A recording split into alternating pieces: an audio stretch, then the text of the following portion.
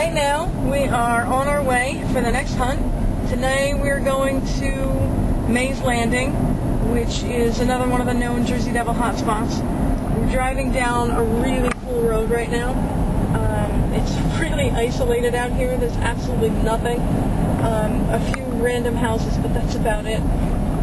We picked Mays Landing in particular today because of all of the sightings. In fact, back in January of 2007, January and February, we had a couple of them reported in this area, so we want to take a look and see what we can see.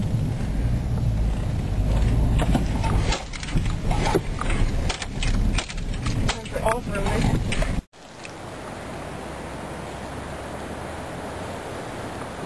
This is, what did you say? Maple Lake, Charlie?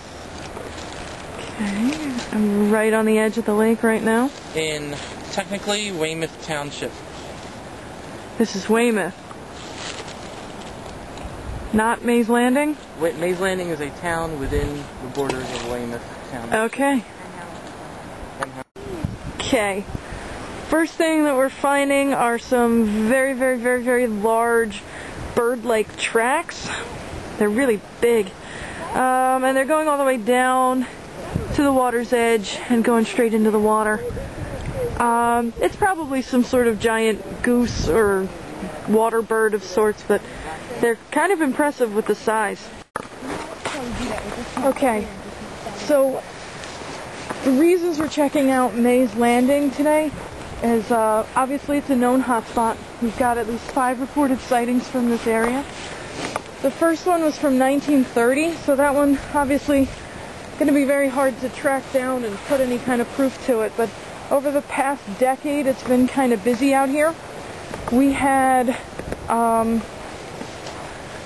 in 2000 there was a guy who felt like some sort of strange creature was outside of his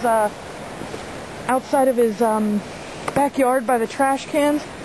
He saw it a couple of times, some sort of skinny, skittish little creature that walked on 2 legs. We had another one in 2003. We had a couple in 2007, which those are the ones that catch my interest the most probably, because we've got in January, February of 2007, we had 2 reported sightings of a strange creature going into the woods out here. So that's why we figured it's time to venture out to a new location and check on another hotspot. What is this? A channel? There's the dam here. That's Maple Avenue. That's the road, yeah. Oh, this is cool.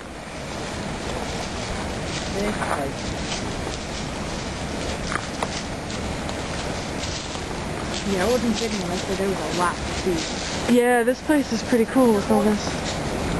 Nice.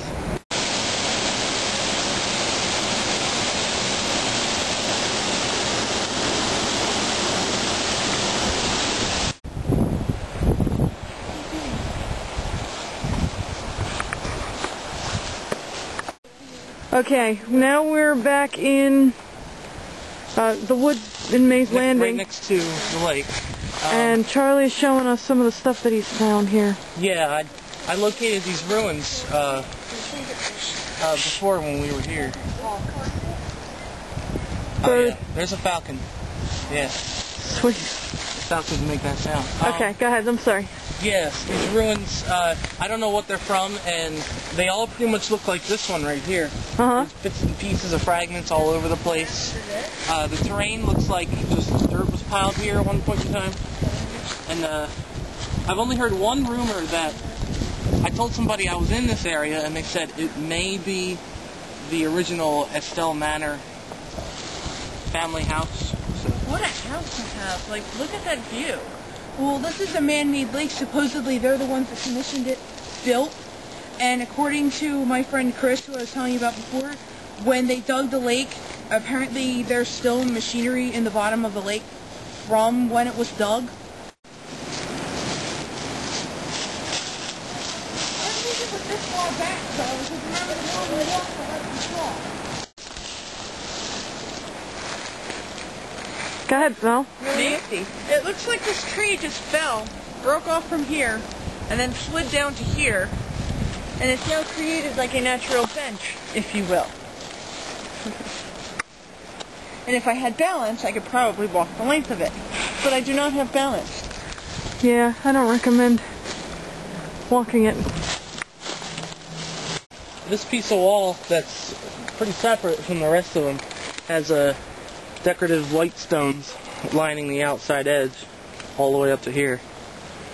And you know, it's impossible with any of these to tell what type or what part of the building they were from.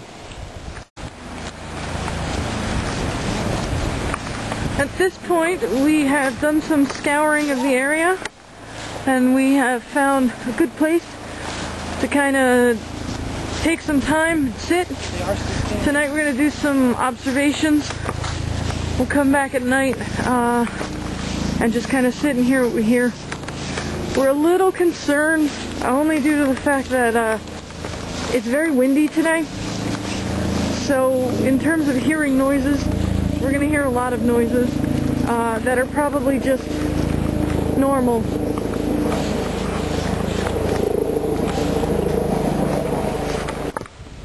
Okay, it's round 2 now. We did some scouting during the day to get to know the area, and we're back out here in Mays Landing for the next time, and we're just going to go find a nice place and sit and do some observation. So we'll see if we hear anything. Yeah. It's ridiculously windy. It is cold. So that's going to add to the difficulty, but I'm sure we'll make it through. Go ahead.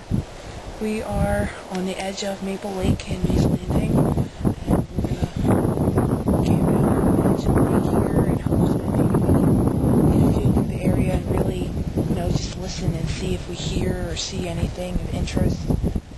It's really beautiful. It's just kind of cool to be here, whether we see anything or not, though I hope we do. Well, our Mays Landing hunt is over. And I think overall it was a pretty good hunt. We did some scouting of a new area, which is good for us. We need to make sure we're getting out there and checking out all of the different places. We got some daytime in, some nighttime in. It was a good blend. At night we weren't really finding anything happening. There weren't a lot of noises, so it was a good practice for us to be out there doing observational missions, but overall with the wind, it was just too hard for us to be able to hear if anything abnormal was going on. We were hearing a lot of leaves and branches and rustling and stuff like that, but nothing that's going to lead us towards any conclusive Jersey Devil evidence. So we kind of wrapped it up, and we'll be back. So, believe it or not, this was a successful hunt, because I think it's put us more in the direction of where we can find the Jersey Devil. Apparently at JerseyDevilCars.com. He's apparently got his license now, so I think this will be the next place that we check out for our next hunt. And beware, because we hear he prefers town cars. I was here too. I was just videoing. What are you guys doing?